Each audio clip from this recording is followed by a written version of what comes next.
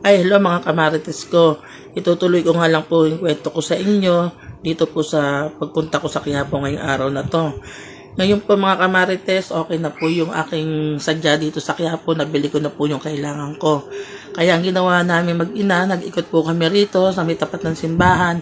Ay napadaan po kami rito sa nag-viral na sa halagang 150, makakain ka na ng lechon na may kanin na. Talagang solve ka naman mga kamarites, halagang 150, talagang busog ka. Ito nga po pala yung nag-viral na lechon po dito sa Quiapo.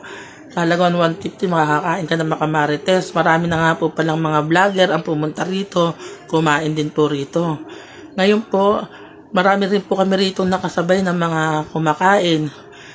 Talagang wala ka po talagang dito, pwesto mga kamarites, talagang naka-standing position ka. Dito talagang hawak mo lang yung pagkain mo mga kamarites kasi talagang marami. Tabi-tabi nga po pala sila rito na mga nagtitinda ng mga pagkain.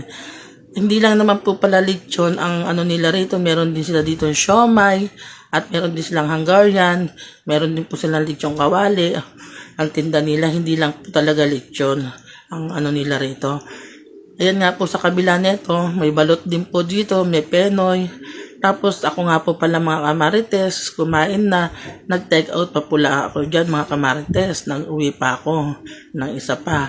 Alam niyo mga kamarites, medyo pasensya na nga po pala kayo sa akin kasi talagang hirap kumuha ng pwesto dito sa amin. Lagi pong maingay dito sa amin, kaya pag nagbo-voice over po talaga ako, may naririnig po.